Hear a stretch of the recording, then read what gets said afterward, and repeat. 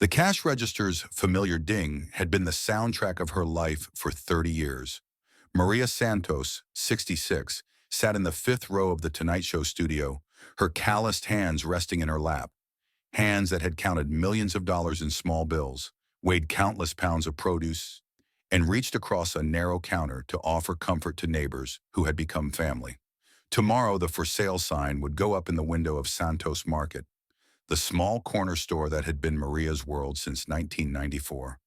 The neighborhood institution where three generations had bought their milk and bread, their lottery tickets and birthday candles, their emergency groceries and late-night snacks, would soon become just another memory in a rapidly changing Brooklyn. The worn Santos Market, your neighborhood store, keychain in her purse caught the studio lights as she shifted in her seat. Maria had carried those keys every day for 3 decades, opening the store at 6 a.m. and closing at 10 p.m., 7 days a week, through heat waves and blizzards, recessions and celebrations. The little store on Columbus Avenue had been more than her business. It had been her mission, her community center, her second home. What Maria didn't know was that her impending retirement had sparked an outpouring of love from customers who had come to depend on more than just her convenience store offerings.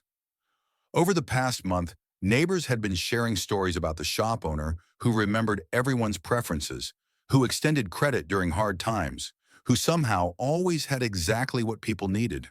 Whether it was a gallon of milk, a sympathetic ear, or a safe place to wait for help, Maria had inherited the store from her uncle Rafael after immigrating from Dominican Republic with her husband Carlos and their two young children.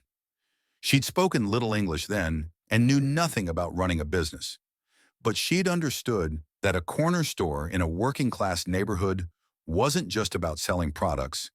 It was about serving people who needed someone to care about their daily struggles and small victories. Over 30 years, Maria had watched the neighborhood change around her. Young families moved in and out, children grew up and went to college, elderly customers passed away, and new ones took their place. Through it all, Santos Market had remained constant. The place where you could buy a single egg if that's all you could afford, where Maria would cash your paycheck when the banks were closed, where she'd keep an eye on your kids while you ran to the doctor.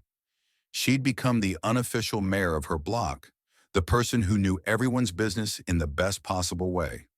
She knew which customers had diabetes and steered them toward healthier options.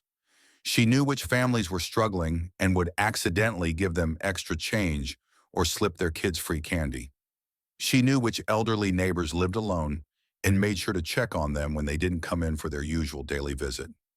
The Tonight Show tickets had been a surprise gift from her children, Ana and Miguel, who had grown up behind the counter of Santos Market and now had successful careers because their mother had insisted education was the key to a better life.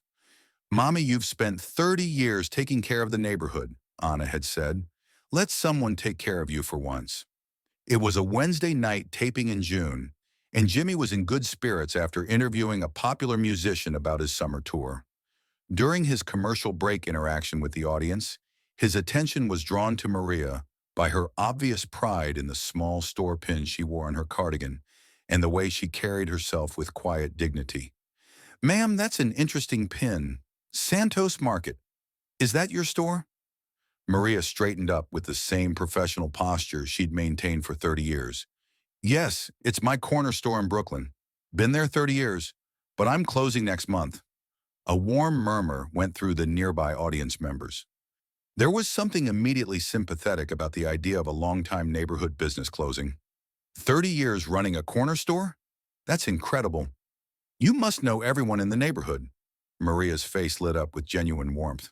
"Oh yes, I know everybody. I've watched children grow up, get married, bring their own babies to the store. Some customers, I've been serving them for 25 years. They're not customers anymore. They're family."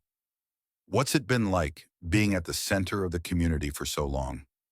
"It's been an honor," Maria said without hesitation. "A corner store, it's not just about selling things. It's about being there when people need you.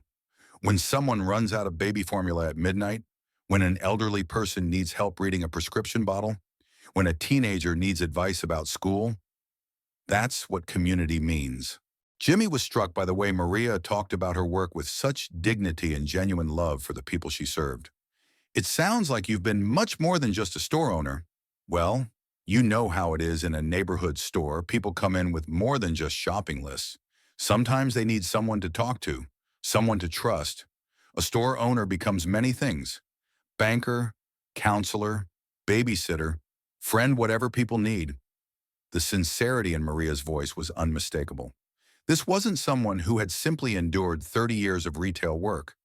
This was someone who had found deep purpose in serving her community. Jimmy made a decision that would transform the evening. Maria, I have a feeling there are some incredible stories behind those 30 years. Would you mind sharing some of them with us? Maria looked uncertain. Oh, I don't know if people want to hear about corner store stories. Trust me, Jimmy said gently. Stories about community and caring for people, those are exactly the stories we need to hear. Come on down here. As Maria made her way to the stage, the applause began. Respectful recognition for a lifetime dedicated to serving others. When she reached the stage, Jimmy helped her up the steps and guided her to a comfortable chair. Ladies and gentlemen, Jimmy announced to the studio, this is Maria Santos.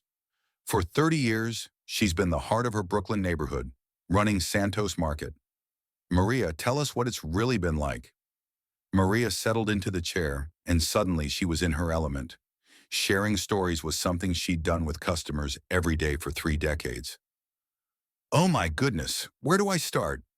I remember when Mrs. Johnson's husband died, she came in every day just to have someone to talk to.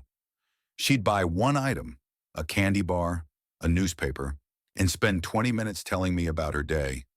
I realized she wasn't shopping, she was visiting, so I made sure to always have time to listen. Maria's voice grew stronger as she continued. Then there's the Rodriguez family. When the father lost his job, they couldn't afford groceries. I started the community box. Customers could donate extra items for families in need, but I never told anyone who took from the box. Everyone's dignity matters. What about the kids in the neighborhood? Oh, the children. They'd come in after school, sometimes with lunch money, sometimes with nothing. I learned which kids needed extra attention. The ones whose parents worked double shifts. The ones who were struggling in school. I'd help with homework at the counter, teach them to count change, listen to their problems. The audience was completely engaged, drawn into Maria's warm storytelling about the intersection of commerce and community.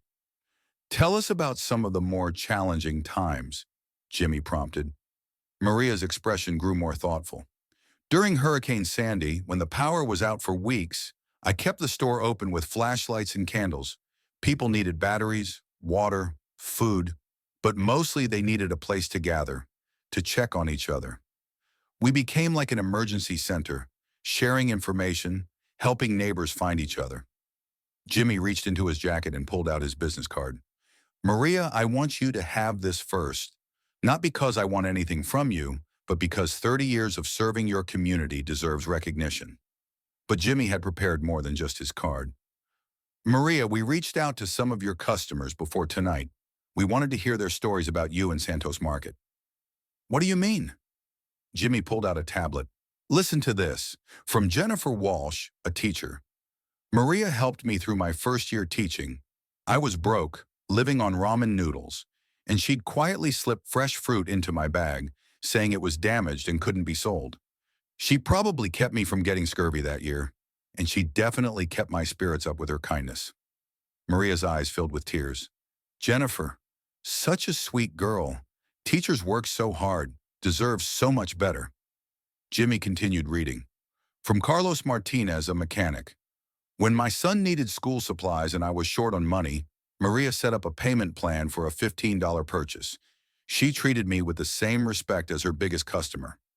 My son graduated college last year, and I credit Maria for helping us through the tough times with dignity. Oh my, Maria whispered, overwhelmed by hearing how her small acts of kindness had made such a difference. There's more. From the Chen family. When we first immigrated and spoke no English, Maria took extra time to help us understand American products, American customs. She taught our children English by letting them read product labels out loud.